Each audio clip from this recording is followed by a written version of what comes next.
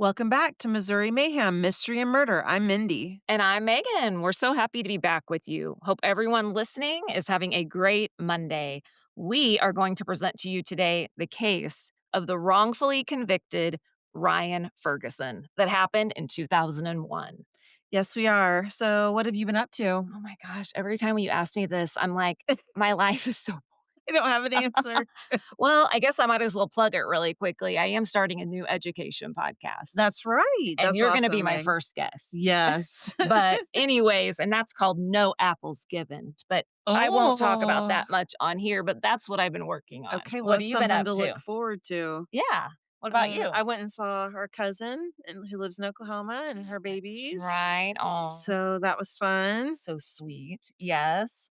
Cool. All right. Well, all right. Are we ready to get into this then? Sure. Since Let's kind of talk about the year 2001 for a second, some things that took place and how much stuff was and all that. So things from 2001. Song was Lifehouse's Hanging by a Moment. I love that song. Hanging by a moment here with you. Na, na, na, na, na, na, na, na. I don't I know. like that I song. did too. I like Lifehouse. The most favorite car was the Honda Accord. Nice. Reliable again. Yeah.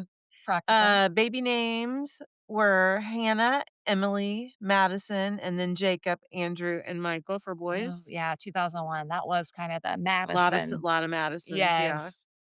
Average price of a new home in 2001 was Oh my $211,000. gosh. Now it is $512,000, almost $513,000 actually. So in a little over 20 years, 20 whatever, 4 years, it's tripled Yeah, the home prices.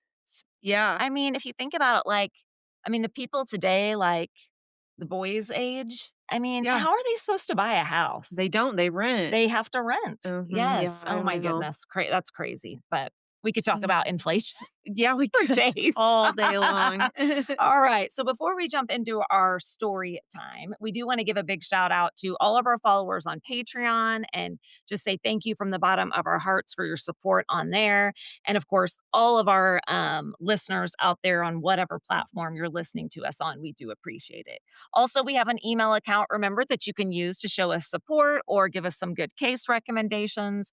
And that email address is Missouri Mayhem Sisters at gmail.com. And don't forget, if you can rate, review, even if it's not 5 stars, like just give us your real input. We would appreciate that. So, all right, Okay, all right, mayhem listeners, find a soft, cozy spot and let's get into the story. let's do it. I'm ready. Okay, so first of all, I'm just going to give you an overview, a little summarization, I guess, of what happened. On November 1st, 2001, in Columbia, Missouri, a sports editor named Ken Heitholt was found brutally beaten and strangled to death in the parking lot of the Columbia Daily Tribune, which was also his workplace. Okay. Little I just really don't know a lot about about this. this So I'm one. anxious to hear. I mean, I knew about this case, but I did not know these details. Yeah. Little evidence was found and no leads. The case went cold until 2 years later when a teenager, Chuck Erickson, claimed responsibility for the crimes and then implicated out one of his friends, Ryan Ferguson, saying that he did it with him. 2 years later. Yes, both were imprisoned for murder. Oh, but had justice been served? And that's what we're going to talk about today. Okay. So So, what exactly happened? okay, so here's the original story. This is the story that basically put Ryan Ferguson in prison. From Chuck And yes, Erickson. and just remember when I'm telling you the story that he is innocent, Ferguson is. And a lot of this is not true at all, but we'll talk about that as we go. Sure. So it was October 31st, 2001, Halloween night. Ryan Ferguson, he wants to go to a party. Well, when he gets to the party's getting shut down by the cops. So he's like, well, that stinks. He starts looking around for someone to hang out with, and he sees Charles Erickson, also known as Chuck. And the two were, friends from a long time ago and decided, well, we're both bored. Let's go have some fun. So, Okay, so it wasn't like they had been hanging out regularly. He no. just happened to see this guy he knew Yeah. from his childhood Yeah. across the party and was Yeah, like, I don't "Hey, think dude, they how were are ya?" friends Sure, yeah, like that, that. yeah. Okay. So anyway, Ferguson suggests to Erickson that they meet up with Ferguson's older sister, Kelly. Okay. So he's like, there's nothing going on. They're shutting down the party. Let's go meet up with Kelly because she also has some fake IDs that we can use to get into the club later. So, Nice. so speaking of Oh my fake gosh. IDs, Megan, That's why I was giggling early. um, Sorry. weren't you Yvonne Schnick for a short period of time? Never forget using that ID in a Didn't we Kmart. find it on the floor? Yes, and I was Yvonne Schnick. I look nothing like her. If there was a Yvonne Schnick out there, I'm sorry. Instead of taking it to Lost and Found, you looked at it as an opportunity to buy alcohol. Used it at a Kmart in St. Joe, I think. Oh, that's terrible. Terrible. Yvonne Schnick. Schnick. Okay, yes, that's whew. So anyway, they're like, "Yeah, let's go see your sister. Let's get some IDs, and we're gonna go to a club called By George." By Okay, By George. George, and there, a bouncer would work who worked there would admit them despite their age. He knew they weren't really, Yeah. 21. Oh, yeah. They drank, had fun. At the end of the night, Erickson was very intoxicated on 3 things: alcohol, cocaine, and Adderall. Oh, shit. Yeah. Chuck was? Yes, Chuck Erickson. Okay, and they're both 17. They Yes. both are from Columbia, and you Mhm. okay, and this, of And course, is I'm guessing they went to school together, they grew up together. and this is a party town. I mean, this is where University of Well, yeah, Missouri it is is, and so lots of bars, so yep. they're okay. So, Ferguson and Erickson leave the bar about 1 after running out of cash. Ferguson didn't wanna go home, and this is what he Oh. said, suggested that they rob someone for fun and to get some more bar money because they weren't done partying yet. So this is what Chuck's claiming Ferguson said. Yes, this is what Chuck is claiming Ferguson said, but Okay. it's not true. Okay. Anyway, Erickson agrees, and Ferguson then takes the tire iron from his car, and the two begin walking the streets looking for someone to So up rob. until this point, do both of these boys, Ryan and Chuck, have like clean records? Like it's not like they have a Yes. habit of going around and robbing No, I'll people. tell you why we know they have clean records here in a minute. Okay, perfect. So in the meantime, so these boys are wanting to find someone to rob. In the meantime, 48-year-old Kent Heitholt is finishing work as a sports editor at the Columbia Daily Tribune newspaper Mm, building. yeah. Yeah. And he was is described as a very, very well-loved man. He was described as being friendly, a gentle giant, and just an overall good person. Aw. Yeah. He was also a hard worker. He kept food in his car to feed stray cats. Oh, I love Yes, him. and he just genuinely showed attention and care Yes. for everybody and everything. Just a nice guy. Yes. He logged off of his computer around 2:08 AM. That Whoa. speaking of working a lot, No kidding. early that morning, he was last seen alive by coworker Michael Boyd. And Michael Boyd told the police that he had a work-related conversation in the parking lot with Highholt between 2:12 and 2:20 AM. Oh, does this guy, Michael Boyd, ever come back into N play as a suspect, or he No, is he never does a not. suspect? Okay, No. okay. So, what Kent did not realize, because he's out in the parking lot by himself now. Sure. He didn't realize is that he was being watched, Supposedly. supposedly, Okay. by Ferguson and Erickson, because they were hiding in an alley behind an industrial bin. Okay. They watched him as he said goodbye to Michael, walked to his car, unlocked his car, and shuffled with some papers.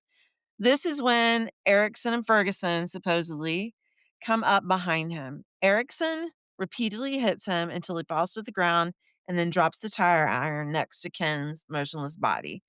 Then, supposedly, Ferguson then takes Ken's belt off of him and strangles it Okay. with him.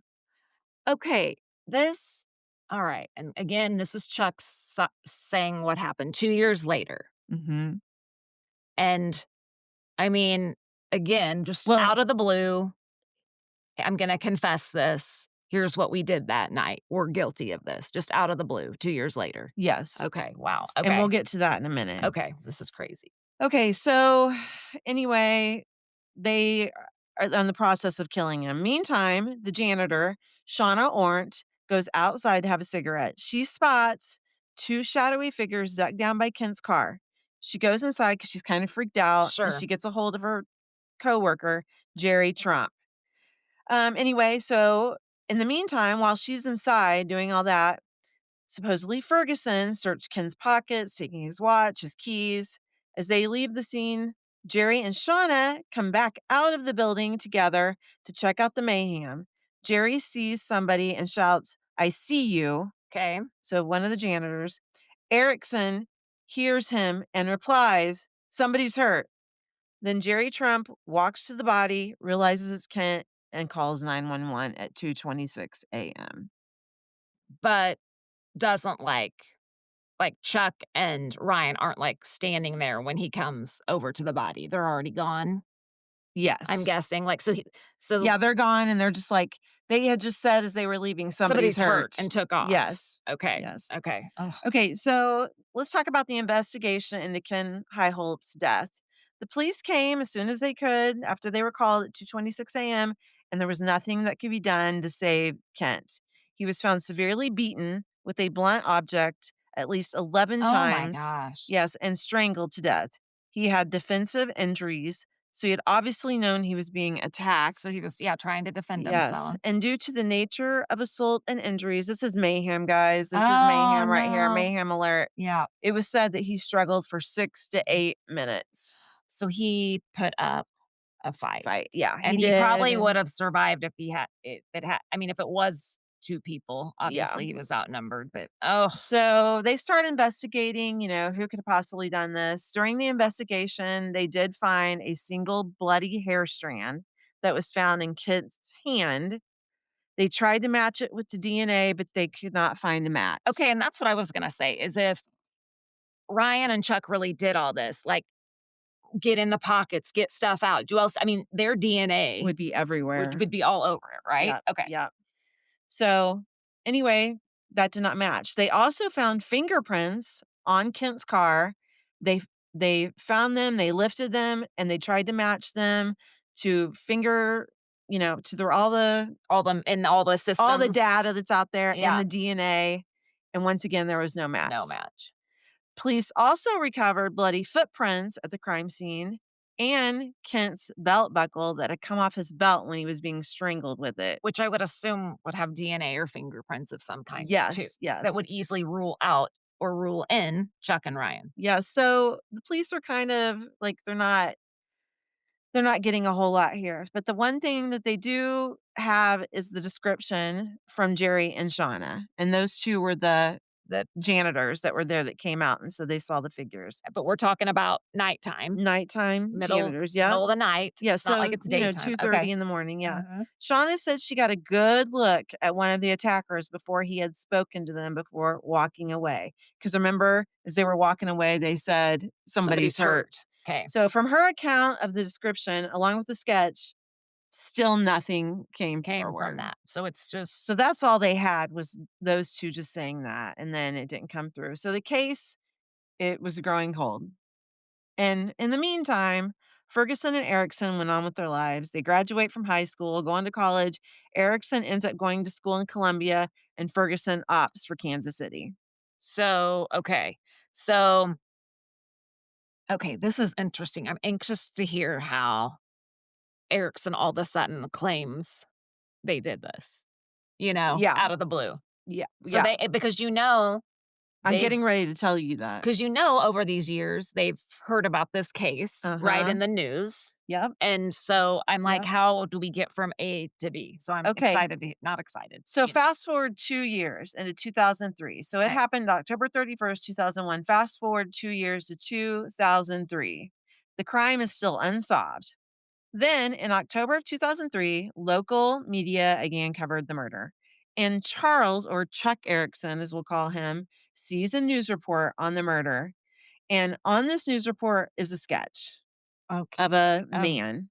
from The the custodian's Yes, site, seeing yes, of the them. possible murderer. Erickson is like, oh my gosh, that sketch looks like me, and remembers, hey, I was in that area with Ferguson that night. We were partying in the area. Oh, Oh, no. so yeah. Then He says Erickson he thinks the sketch looks like yeah, like, himself on TV, basically what he's doing is convincing himself that he did it. that he is the murderer. Yes. Okay. Erickson had reportedly then experienced several dreams about the crime after having seen the news Oh, report, just boy. making it even more real to viable, him. yes. Not long later, at a New Year's Eve party, Erickson kinda gets corners Ferguson and says, "Hey, um, What? it was crazy that someone had been murdered in that area that we'd been partying. Do you think, that it could have been us? I'm thinking it could have been us." And Ferguson is like, no, I reassure you that we were not involved in that I crime. promise. Like, I was not there. I don't know what you're talking about. You need to quit Talk worrying about saying it." that. Yes. Yes, like, that is not true. Yes, you need to Oh quit my because gosh. that is Well, not yeah, the that is case. Like, not accurate. no. Oh, So, as no. days and weeks pass, Erickson's fears become worse and worse, and he just becomes obsessed with this. So, he eventually tells a friend whose name is Art Fibura. That's an Okay. interesting name. Art Art, Fibula. Art Oh, is no. Of alarmed. course. And then what do you think he does? What does he go tell the police? No, he went and Okay. told another guy named Nick Gilpin. And Gilpin is like, you know what? This has been through 3 people now to me. This is BS and unacceptable because this man is dead. Sure, and So, someone's admitting they did it yeah, so Nick Gilpin goes to to the the police. yes, Oh finally, my goes to the police. It's been Okay, 2 years. I'm already like, feeling stress for Ryan, thinking Oh if my someone gosh. accused me of something this terrible, and I knew I did not have anything Anything to to do it, do and with it. they're convinced that we did? Yeah. Oh my heavens. Okay. So, anyway, after Gilpin tells the police, "This is weird," they do. They bring in Erickson for questioning, and it's not long before Eric caves and tells them all the awful events that happened that night, and it was, he Which had a signed confession. so what you told at the beginning, Yes, that's the story that's he the told. story, yes. He described what he and his childhood friend Ferguson had done. Yes, so after this hearing, the government offered Erickson a plea deal in exchange for testimony against Ferguson at his trial.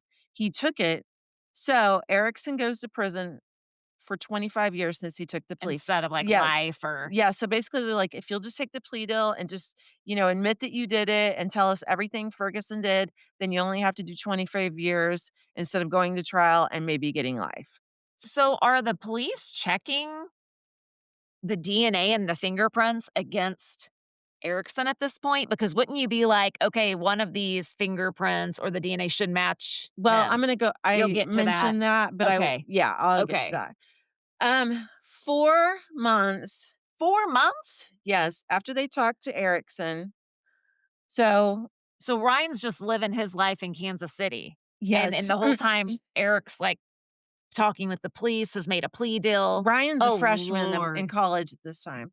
So 4 months after they talked to Erickson, on March 10th, 2004, police go to Kansas City and get Ryan Ferguson. He was enjoying his freshman year of college when he was charged with Kent's Oh murder. my gosh. Despite Erickson's story, Ferguson flat out refuses to admit killing or to admit anything. Yeah, He said, "No, I had nothing to do with it." This is what he says happened. "We stayed at the By George Club until it closed. We hung around in the parking lot for a little bit, talked to my sister. Then I drove Erickson home. I went home myself." End of story. Like, yeah, that's like what I did. and this is a little under 3 years after this has happened, correct? Yes. After this murder happened. Yes. Okay, okay. So, despite the hours and hours of forceful interrogations upon Ferguson, the whole time he maintained his innocence and it never shifted He whatsoever. never gave No. in. But think if you're innocent of something, you wouldn't. No, but there are, sadly, there are I know. so many people out there that have And I saw an said they're interview guilty with when they're not. yeah, I saw an interview with Ryan Ferguson. And he said, "Oh, it's easy to get charged with the murder. It's hard to get out of it." Yeah. And I was like, "That's so sad." Yeah, But exactly. anyway, Ferguson ended up being like, "Okay, I'm gonna plead not guilty to first-degree robbery or first-degree murder because I didn't do it." Right. I was not involved in any way. They tried and tried to Mm. offer him the plea deal, Yeah. trying to make him confess to doing it, Right. Yeah. and then he would get 25 years as opposed to life. And he said, "No, I'm No. not doing any plea anything. I didn't do it." I and that's the thing is these and here he is, he's a kid. He's an adult, but he's a kid. Yeah. and he's being accused of this, and they're intimidating him. That's why we have so many innocent people. Well, one of the reasons we have Yes. so many innocent people in jail. So anyway, so Ryan Ferguson is going to goes to trial. Okay. So he So said, "I'm going to trial. I didn't do it." yep. So in October 2005, so 8 months after being arrested, and let's understand this, guys. He's been in prison or jail this whole entire 8 months. So they didn't give him bail, wouldn't let him come No. get out. No. So he's been in prison all this time. So Ugh. in October 2005, Ferguson went to trial where Erickson testified against Oh him, my god. his childhood friend, in accordance with his plea deal that Erickson had took. Erickson took the stand and tells the court that they had robbed and murdered Kent. He told in detail how they had beat him with the tire iron and strangled him with the belt. Erickson told them that he and Ferguson robbed Heitholt for drinking I money. mean, come on. Like, just out of the blue, we've never done anything nefarious like this in our life, but No. we need drinking money tonight, so we're gonna go kill someone?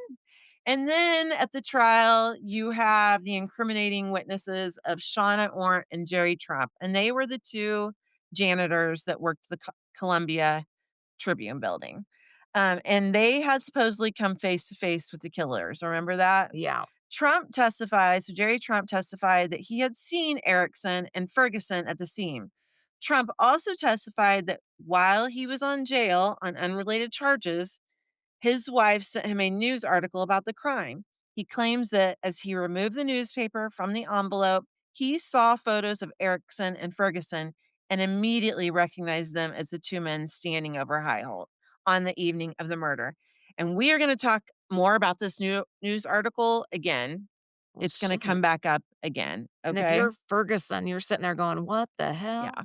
So anyway, at this trial, the defense, what they're trying to do is they have countered that all of the evidence found at the crime scene pointed elsewhere. None of the hair, blood, no finger. You asked this earlier. No Mhm. hair, blood, fingerprint samples, nothing collected at the crime scene were consistent with those of Ferguson or Erickson. Nothing. None of that belonged to Ferguson or Erickson. Who'd it And belong to?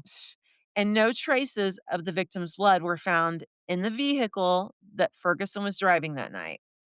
Defense said that they have enough to justify an acquittal. I would have agreed. Agree, yeah. They said that even though the two people said they saw the two boys, they didn't see them committing any murder. That's reasonable doubt. So they saw him, but they But they didn't didn't see see them them in the do act of anything murdering. yeah, Right. right. Therefore, there's reasonable doubt. Right. However, let's throw a wrench in everything. One of the perpetrators, Chuck Oh Erickson, gosh, this is guy. telling the whole story, restating what happened, how they carried it out, and on, stating who the accomplice is. And that's Ryan Ferguson. Sorry, I'm not That laughing made about it this very, whatsoever. very hard. Okay, say that again. Sorry, we had a dog issue. Restart because I couldn't focus. So say that last section again Okay, there. so they had reasonable doubt. The Okay, but defense because did. they didn't see Yes. him. However, one of the perpetrators, meaning Chuck Erickson, is telling the whole story, restating what happened, how they carried it out, and on, and who the accomplice is. Ryan Ferguson. So, I mean, if you're a jury member, you're like, okay, one of the supposed people is admitting it. I have two people that claim. I mean, that would be hard to, but I just keep going back to there's no Physical, I evidence. know. But so far, what's getting him or what got him was this testimony from Oh, Erickson. sure. So the verdict came out on December 5th, 2005. Ryan Ferguson is found guilty of robbery and second degree murder. He was sentenced to 40 years in prison. And remember, Erickson is doing 25 years Because because he he took, did the plea. Yeah. yeah. Mhm. One thing throughout this entire ordeal, Ferguson maintained his innocence, guys. His family also was completely behind him. Good. They looked at the case and thought, this doesn't make sense. This does not make sense at all. He is completely incapable of doing this. Not only not only is the family, but people everywhere felt bad for Ryan Ferguson. A Sure. lot of people felt like he had been served with some misjustice. Yes. So he had a growing voice of support all over for him. And Ferguson gained a following with wrongful conviction Sure. advocacy groups. Did I say that right? Uh, advocacy. That is kind of Yes. So he's in prison. And then in okay, do you 2010, mind if I stop you 1 second? yep. Do you know, like, Kent, the, person who sadly passed away, Uh-huh. did his family believe these 2 guys did it? Do you know? Like, were they convinced too? I never Or just got wanted to you I never never read anything about about that? I that. just I wondered if didn't. they I mean, because you want someone to pay for that, so I didn't know if they were like, Well, I think that people just think that since Erickson Erickson did it. since he's admitting to it. Yeah. Yeah. Ugh. Yeah. So, Okay. So okay, then in 2010, so 5 years after Ryan has been put in prison. he's been in jail 5 years now. Mhm, mhm. Okay. A high-profile Chicago defense attorney, Kathleen Zellner, hears about this case and decides she's gonna free Ferguson. Nice. She kinda groups up with his dad, and they're, like, together, We're a gonna do this. powerhouse of "We're going to free him." She took over Ferguson's case and worked pro bono for Wow. the next 3 years, and for those of you that don't know what pro bono means, it means free. It means without payment. So she Wow. yeah, did that for 3 years. That's generous. So So she really believed in his innocence. yes. So this is what went down at Ferguson's new trial. So he was able to get a new trial.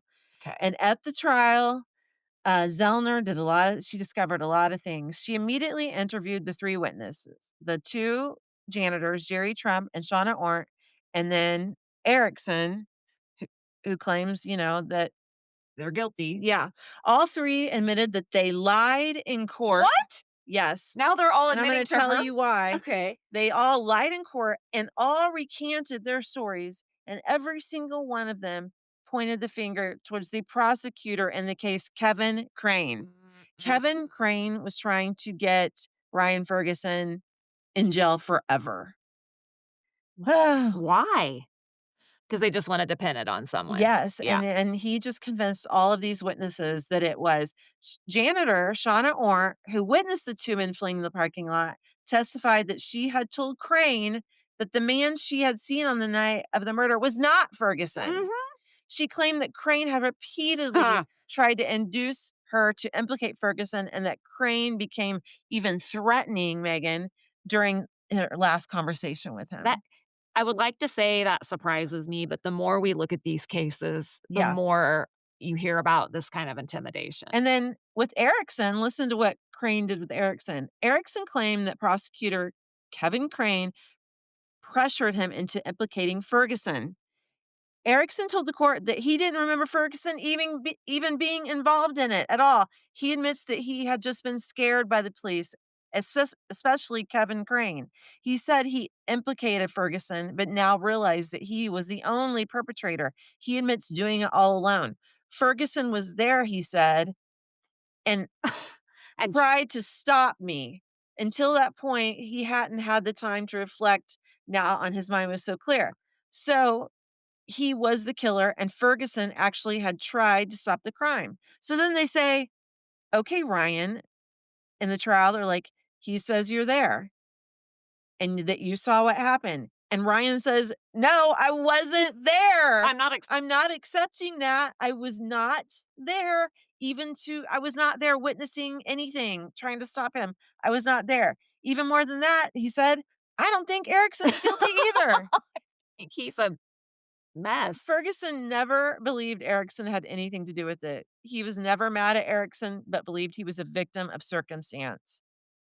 Sounds like I don't know, and I am not a mental health professional, but it sounds like Chuck has some stuff going on, like, that if he was able to convince himself, like, Yes, mentally, he's got something yes, going on, if he was really able to convince himself. Now I would agree. here's I mean, all this is happening, and Ferguson's just at home in bed, yes, you and know? but here's my thing is, okay, Chuck, you claim the prosecutor, Kevin Crane, pressured you, but you are the one that went to the police in the first place with this freaking story. Yeah. So, I mean, I'm sure Kevin did, but come on, Chuck.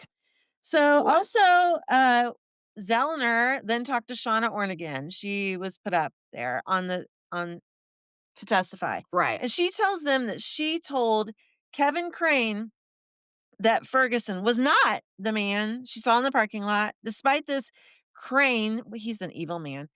Crane consistently tried to get her to implicate Ferguson.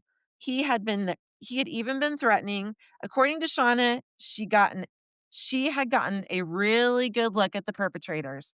But Crane never asked her to identify the perpetrators in the trial, unlike Jerry Trump. The reason is because she admitted that she would not have been able to identify him. So he didn't even ask her that question No, during the because he knew that that would hurt the prosecution. and come on, people, like, I get it. She felt pressure, and I've never been in her shoes.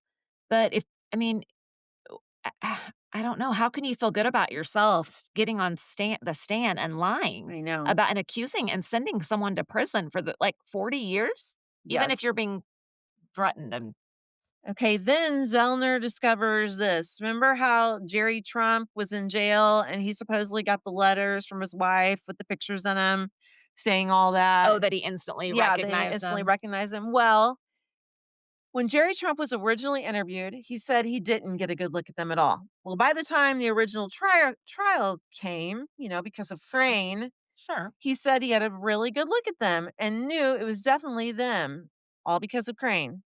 Remember, I don't know if you remember, because this was on TV, whenever they asked Jerry Trump, can you tell me who the man in this courtroom is that you saw? He pointed right at Ryan Ferguson. Oh my gosh. Yeah. So, Yeah, that's crazy. well, the crazy thing is she never sent him any newspaper articles. Trump never So that received didn't even those. happen. No, and he completely recanted the story about his wife sending him the newspaper articles and claimed that Crane had pressured him into testifying against Ferguson. Shame on all these people. I'm sorry. Again, definitely, hopefully, Kevin Crane is not allowed to be a practicing lawyer still. But come on, people, we got to do better here. We can't just get up there and say things we know aren't true about people. And Jerry Trump eventually admitted that he was shown the article and pictures by Crane, Not not by, the wife, not his wife. okay. Yeah, that's a mess. Okay, so here's another little piece of evidence that had been omitted from the original trial. Um, Erickson had testified at Ferguson's original trial that following the murder, so saying after they killed Kent Heitholt, he and Ferguson returned to the bar around 2:45 a.m.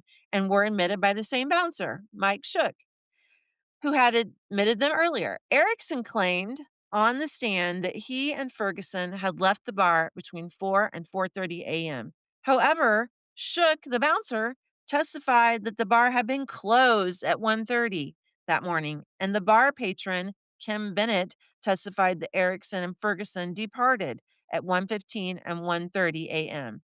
That disproves Erickson's claims that they would have returned to the bar.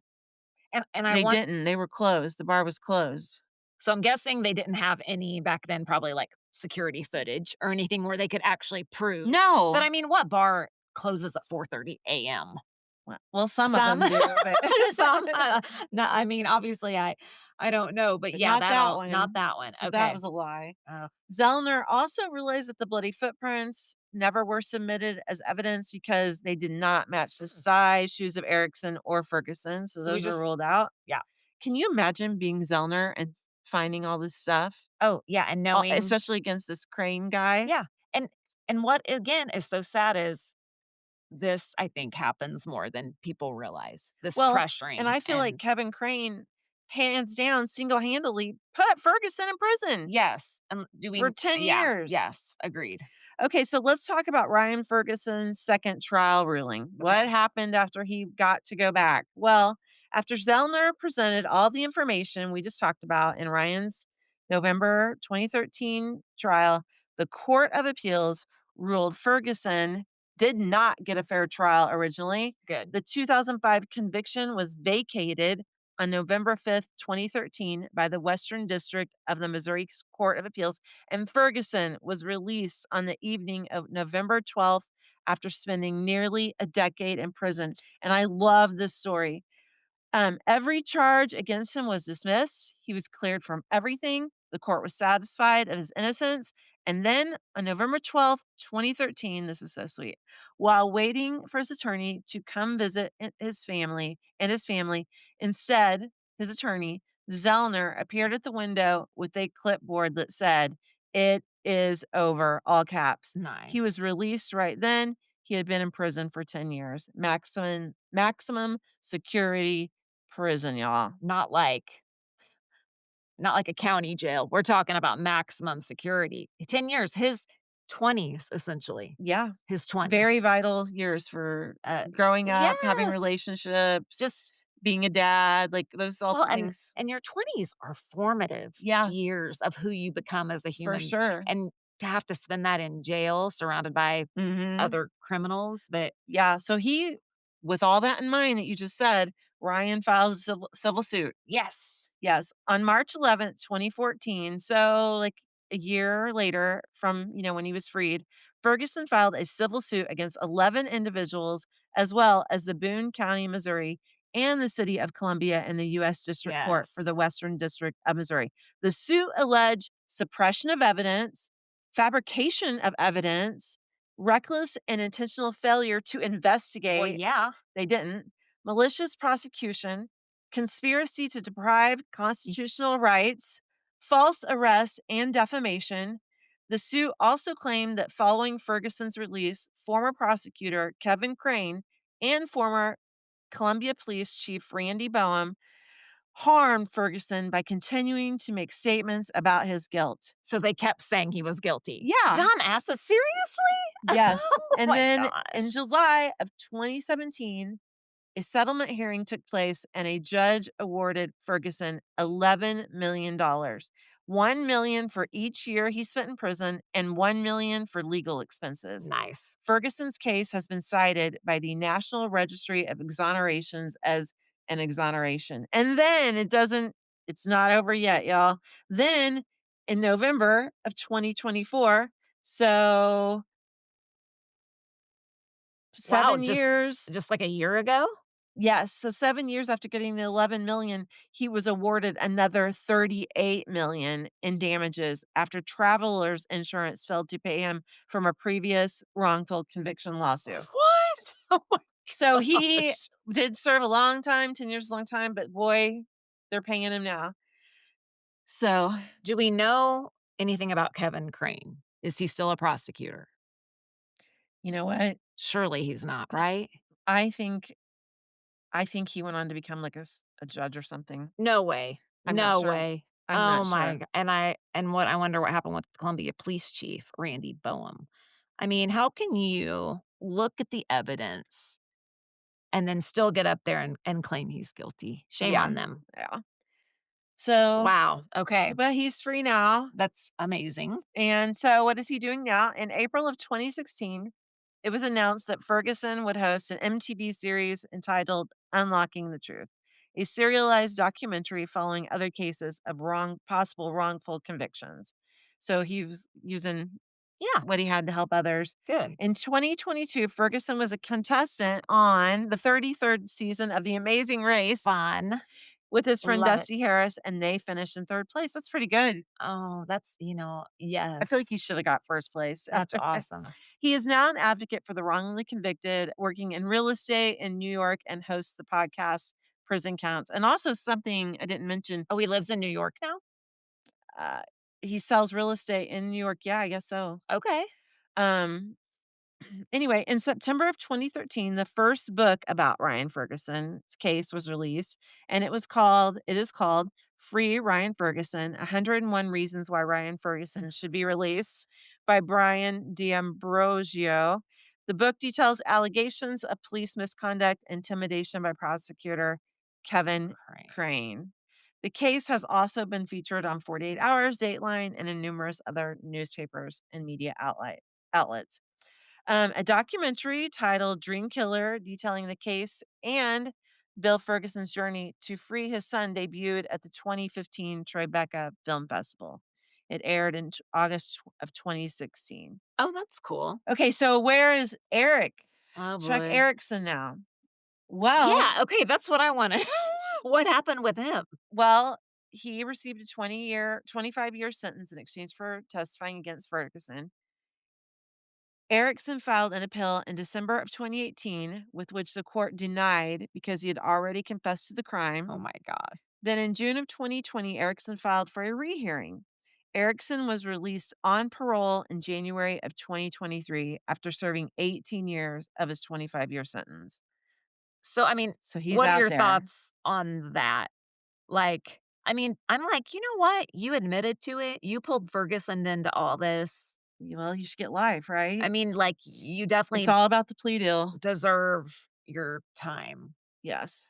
Um, yeah, I think okay, a little bit back to this Kevin Crane. Okay, what about him? I just Googled him really quickly, and yeah, I think you're right. He went on to become a fucking judge, and he's not gonna seek reelection, they said, in 2025.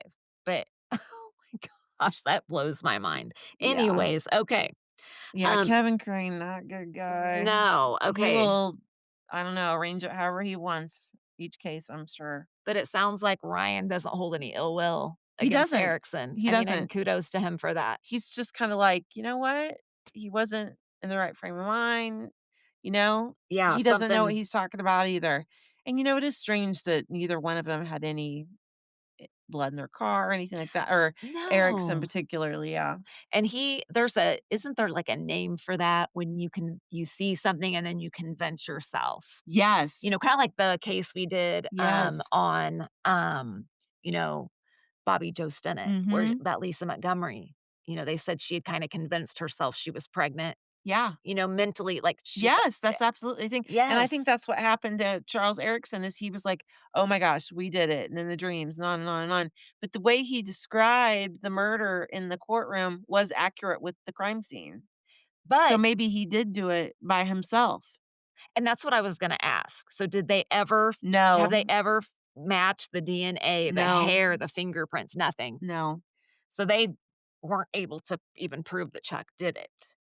I mean, like, No, they weren't no able to way. no. But he Yeah, confessed and right. said, "I did it, therefore he's doing time." I'm guessing it's whoever's hairs was in Kent's hand. But see, the thing is if that person's DNA is not already in a database, Oh, yeah. it could be anybody's hair. We just hope that person messes up and gets their DNA in CODIS or in the Yeah. database somehow.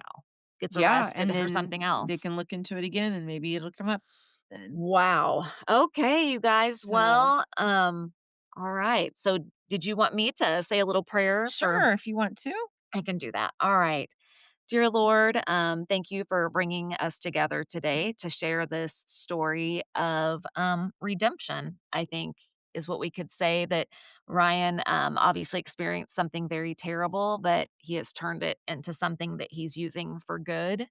And also pray that you would look out for everybody kind of involved in this. I'm sure there are a lot of people out there with guilt about what happened. Some maybe don't have guilt that should. And I'm just know that you are going to reach down and help everyone in this situation in one way or the other. So, dear Lord, please continue to look out for, yeah, Ryan Ferguson. Look out for our listeners, and just we are very, very grateful that we are able to bring this case to you today and share a positive ending That's right. for once. So, in Jesus' name, we pray.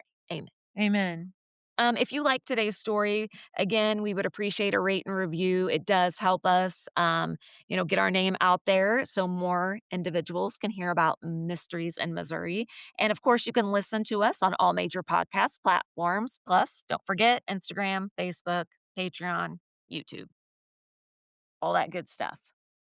All right. Right. Stay kind, stay curious, and stay safe. This is Missouri Mayhem, Mystery and Murder. I'm Mindy, And I'm Megan. Missouri, you bring the mystery. and we'll bring the mayhem. Peace Peace out. out.